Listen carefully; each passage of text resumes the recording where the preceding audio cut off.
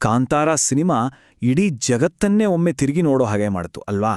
ಆದರೆ ಆ ಸಿನಿಮಾದಲ್ಲಿರೋ ಕಥೆ, ಆ ದೈವಗಳು, ಅದೆಲ್ಲದರ ಹಿಂದೆ ಸಾವಿರಾರು ವರ್ಷಗಳ ಇತಿಹಾಸ, ನಂಬಿಕೆ, ಆಚರಣೆಗಳು ಇವೆ. ಬನ್ನಿ, ಇವತ್ತು ಆ ಸಿನಿಮಾಕ್ಕೂ ಮತ್ತು ಅದಕ್ಕೆ ಪ್ರೇರಣೆಯಾದ ಪ್ರಾಚೀನ ದೈವಗಳಿಗೂ ಇರೋ ನಂಟನ್ನ ಸ್ವಲ್ಪ ಆಳವಾಗಿ ನೋಡೋಣ. ಹೌದು, ಇದು ತುಂಬಾ ಜನರಿಗೆ ಗೊತ್ತಿರದ ಸತ್ಯ. ಸಿನಿಮಾದಲ್ಲಿ ನಾವು ನೋಡೋ ಆ ದೈವಗಳು ಕೇವಲ ಪಾತ್ರಗಳಲ್ಲ, ಅವು ಕಥೆಗೋಸ್ಕರ ಸೃಷ್ಟಿಯಾದ ಕಲ್ಪನೆಯೂ ಅಲ್ಲ. ಅವು ತುಳುನಾಡಿನ ಜನರ ಬದುಕಿನ ಒಂದು ಭಾಗ, ಅವರ ಜೊತೆನೇ ಜೀವಿಸ್ತಾ ಇರೋ ದೈವಿಕ ಶಕ್ತಿಗಳು. ಈ ಒಂದು ಮಾತಿದೆಯಲ್ಲ, ಇದು ಇಡೀ ಕಾನ್ಸೆಪ್ಟ್ನ ಸಾರಾಂಶವನ್ನೇ ಹಿಡಿದಿಡುತ್ತೆ. ಅಂದ್ರೆ ಇವು ಕೇವಲ ಪುಸ್ತಕದಲ್ಲಿ ಓದಿ ಮರೆತುಬಿಡೋ ಪುರಾಣ ಕಥೆಗಳಲ್ಲ. ಬದಲಿಗೆ ದೇವರು, ಮನುಷ್ಯ ಮತ್ತೆ ಪ್ರಕೃತಿ ಇವುಗಳ ನಡುವೆ ಮಾಡ್ಕೊಂಡಿರೋ ಒಂದು ಜೀವಂತ ಒಪ್ಪಂದ. ದೈವಗಳು ಕಲ್ಲಲ್ಲಿರೋ ದೇವರಿಗಿಂತ ಭಿನ್ನ, ಅವು ಜನರ ಜೊತೆನೇ ಇರೋ ರಕ್ಷಕರು. ಹಾಗಾದ್ರೆ ಬನ್ನಿ, ಸಿನಿಮಾದ ಆಚೆಗಿನ ಆ ನಿಜವಾದ ಜಗತ್ತಿಗೆ ಹೋಗೋಣ. ಕಾಂತಾರಾವನ್ನ ಪೂರ್ತಿಯಾಗಿ ಅರ್ಥ ಮಾಡ್ಕೋಬೇಕು ಅಂದ್ರೆ ಮೊದಲು ನಾವು ಪಂಜುರ್ಲಿ ಮತ್ತೆ ಗುಳಿಗ ದೈವಗಳ ಬಗ್ಗೆ ತಿಳ್ಕೊಳ್ಳೋದು ತುಂಬಾನೇ ಮುಖ್ಯ. ಏನಿದು ದೈವಾರಾಧನೆ ಅಂದ್ರೆ? ಇದು ತುಳುನಾಡಿನ ಒಂದು ತುಂಬಾನೇ ವಿಶೇಷವಾದ ಸಂಪ್ರದಾಯ. ಇಲ್ಲಿ ದೈವಗಳು ಅಂದ್ರೆ ಕೇವಲ ಪೂಜಿಸೋ ಮೂರ್ತಿಗಳಲ್ಲ, ಅವು ಜನರ ಕಷ್ಟ ಸುಖಗಳಿಗೆ ತಕ್ಷಣ ಸ್ಪಂದಿಸೋ, ನ್ಯಾಯ ಕೊಡೋ ಶಕ್ತಿಗಳು. ಕೋಲ ಅನ್ನೋ ಆಚರಣೆಯ ಮೂಲಕ ಆ ದೈವವೇ ಮನುಷ್ಯನ ರೂಪದಲ್ಲಿ ಬಂದು ಮಾತಾಡುತ್ತೆ ಅಂತ ನಂಬಲಾಗುತ್ತೆ. ಇಲ್ಲಿರೋ ವ್ಯತ್ಯಾಸವನ್ನ ನಾವು ಅರ್ಥ ಮಾಡ್ಕೋಬೇಕು. ಸಾಮಾನ್ಯವಾಗಿ ನಾವು ನೋಡೋ ವೈದಿಕ ಪೂಜೆಯಲ್ಲಿ ದೇವರು ದೇವಸ್ಥಾನದ ಗರ್ಭಗುಡಿಯಲ್ಲಿರ್ತಾರೆ ಅಲ್ಲ, ನಾವು ವಿಗ್ರಹಗಳ ಮೂಲಕ ಪೂಜೆ ಮಾಡ್ತೀವಿ. ಆದ್ರೆ ದೈವಾರಾಧನೆಯಲ್ಲಿ ಹಾಗಲ್ಲ. ಇಲ್ಲಿ ದೈವವೇ ಜನರ ಮಧ್ಯೆ ಇಳಿದು ಬರುತ್ತೆ, ನೇರವಾಗಿ ಮಾತಾಡುತ್ತೆ, ನ್ಯಾಯ ತೀರ್ಮಾನ ಮಾಡುತ್ತೆ. ಇದೊಂದು ಡೈರೆಕ್ಟ್ ಕನೆಕ್ಷನ್, ತಕ್ಷಣ ಸಿಗೋ ನ್ಯಾಯ.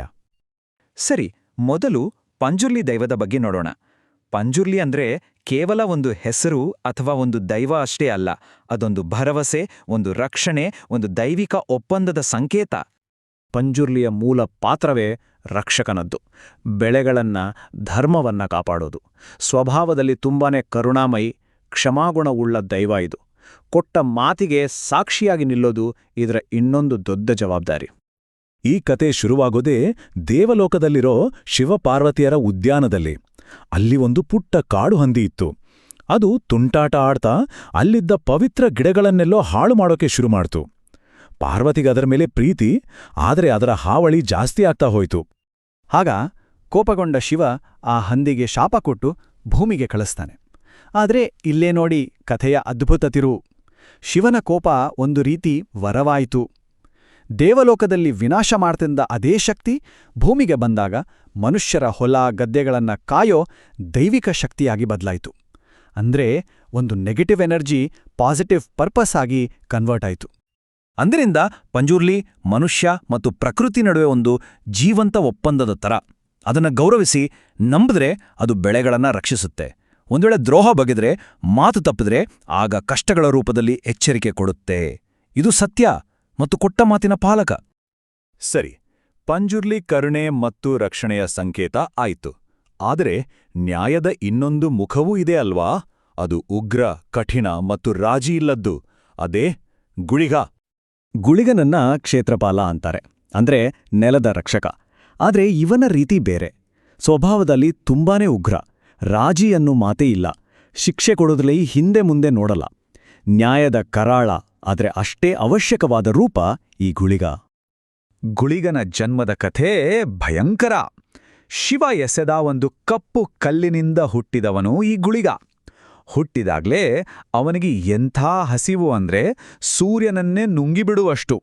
ಅವನ ಶಕ್ತಿ ಕಂಟ್ರೋಲ್ ಮಾಡೋಕೆ ಆಗ್ತಾ ಇರಲಿಲ್ಲ, ಸಂಪೂರ್ಣ ವಿನಾಶಕಾರಿ. ಆಗ ದೇವತೆಗಳು ಯೋಚನೆ ಮಾಡ್ತಾರೆ, ಇಷ್ಟು ದೊಡ್ಡ ಶಕ್ತಿಯನ್ನ ಹೀಗೆ ಬಿಟ್ರೆ ಆಟಲ್ಲ, ಅದಕ್ಕೊಂದು ಉದ್ದೇಶ ಕೊಡಬೇಕು ಅಂತ. ಹಾಗಾಗಿ ಅವನನ್ನ ಭೂಮಿಗೆ ಕಳಿಸ್ತಾರೆ. ಅವನ ಕೆಲಸ ಏನು? ಸುಳ್ಳನ್ನು ನುಂಗೋದು, ಅನ್ಯಾಯವನ್ನ ನಾಶ ಮಾಡೋದು. ಧರ್ಮಕ್ಕೂ ಹಲ್ಲುಗಳಿವೆ, ತಪ್ಪು ಮಾಡಿದ್ರೆ ಶಿಕ್ಷೆ ಕಟ್ಟಿಟ್ಟ ಬುತ್ತಿ ಅಂತ ಮನುಷ್ಯರಿಗೆ ನೆನಪಿಸೋ ನೆರಳಿನಂತೆ ಕೆಲಸ ಮಾಡೋದು. ಓಕೆ, ಈಗ ನಮ್ಮತ್ರ 2 ದೈವಗಳಿವೆ, ಪಂಜುರ್ಲಿ ಮತ್ತು ಗುಳಿಗ. ಈಗ ಇವೆರಡನ್ನೂ ಒಟ್ಟಿಗೆ ಇಟ್ಟು ನೋಡೋಣ. ಇವರಿಬ್ಬರೂ ಸೇರಿ ಹೇಗೆ ಒಂದು ಕಂಪ್ಲೀಟ್ ನ್ಯಾಯದ ಸಿಸ್ಟಮ್ ಆಗಿ ಕೆಲಸ ಮಾಡ್ತಾರೆ ಅಂತ ಅರ್ಥ ಪಡ್ಕೊಳ್ಳೋಣ. ಇಲ್ಲೇ ನೋಡಿ ಎಷ್ಟು ಸ್ಪಷ್ಟವಾಗಿದೆ. ಪಂಜುರ್ಲಿ ರಕ್ಷಕ, ಸ್ವಭಾವದಲ್ಲಿ ಕರುಣಾಮಯಿ, ಸತ್ಯವನ್ನ ಎತ್ತಿ ಹಿಡಿಯೋದು ಅದರ ಕೆಲ್ಸ.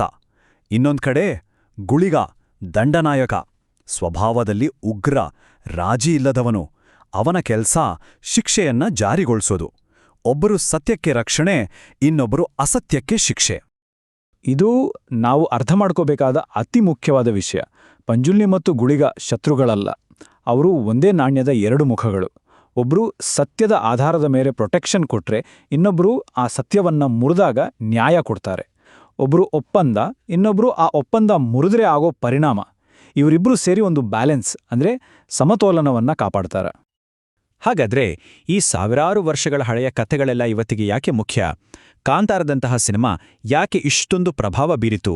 ಈ ದಂತಕಥೆಗಳು ಇವತ್ತಿನ ಕಾಲಕ್ಕೆ ಏನ್ ಹೇಳ್ತಿವೆ ಅಂತ ನೋಡೋಣ. ಈ ಇಡೀ ಸಂಘರ್ಷವನ್ನ ನಾವು 3 ಸಿಂಪಲ್ ಸ್ಟೆಪ್ಸಲ್ಲಿ ನೋಡಬಹುದು. ಮೊದಲು, ಮನುಷ್ಯ ಮತ್ತು ಪ್ರಕೃತಿಯ ನಡುವೆ ಒಂದು ಪವಿತ್ರವಾದ ಮಾತು, ಒಂದು ಒಪ್ಪಂದ ನಡೆಯುತ್ತೆ. ಎರಡನೇ ಹಂತದಲ್ಲಿ ಮನುಷ್ಯನ ದುರಾಸೆಯಿಂದ ಆ ಮಾತು ಮುರಿಯಲಾಗುತ್ತೆ. ಮತ್ತೆ ಕೊನೆಯದಾಗಿ ಆ ಸಮತೋಲನವನ್ನ ಮತ್ತೆ ಸರಿಪಡಿಸಕ್ಕೆ ದೈವಗಳು ವಾಪಸ್ ಬರ್ತವೆ. ಇದು ಕಾಂತಾರದ ಕತೆ ಮಾತ್ರ ಅಲ್ಲ, ಇದು ಮನುಷ್ಯನ ದುರಾಸೆ ಮತ್ತು ಪ್ರಕೃತಿಯ ನಿಯಮಗಳ ನಡುವೆ ನಡೀತಾನೇ ಇರೋ ಒಂದು ಸಂಘರ್ಷ. ಈ ಮಾತು ಕೇಳಿ, ಜಾನಪದ ಅಂದ್ರೆ ಗತಕಾಲ ಅಲ್ಲ, ಅದು ವರ್ತಮಾನ. ಭೂತಗಳು ಇವತ್ತಿಗೂ ಇಲ್ಲೇ ಇವೆ, ನೋಡ್ತಾ ಇವೆ, ಕಾಯ್ತಾ ಇವೆ. ಅಂದ್ರೆ ಈ ಕಥೆಗಳು ಮುಗಿದೋದ ಚರಿತ್ರೆಯಲ್ಲ, ಅವು ಇವತ್ತಿಗೂ ಜೀವಂತವಾಗಿರೋ ನಂಬಿಕೆಗಳು.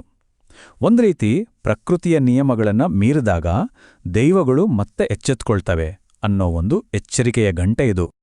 ಹಾಗಾದ್ರೆ ಕೊನೆಯಲ್ಲಿ ಒಂದು ಪ್ರಶ್ನೆ, ಈ ಜಾನಪದವೇ ಒಂದು ಜೀವಂತ ಒಪ್ಪಂದ ಅಂತಾದ್ರೆ ಇವತ್ತಿನ ದಿನದಲ್ಲಿ ನಾವು ಯಾವ ಮಾತುಗಳನ್ನ, ಯಾವ ಒಪ್ಪಂದಗಳನ್ನ ಪಾಲಿಸಬೇಕಾಗಿದೆ? ಪ್ರಕೃತಿಯ ಜೊತೆ, ನಮ್ಮ ಸಮಾಜದ ಜೊತೆ ನಾವು ಮಾಡ್ಕೊಂಡಿರೋ ಒಪ್ಪಂದಗಳನ್ನ ಸರಿಯಾಗಿ ಪಾಲಿಸ್ತಾ ಇದೀವಾ? ಬಹುಶಃ ಪಂಜುರ್ಲಿ ಮತ್ತು ಗುಳಿಗರ ಈ ಕತೆ ನಮಗೆಲ್ಲ ಇದನ್ನೇ ಮತ್ತೆ ಮತ್ತೆ ನೆನಪಿಸ್ತಿರ್ಬೋದು.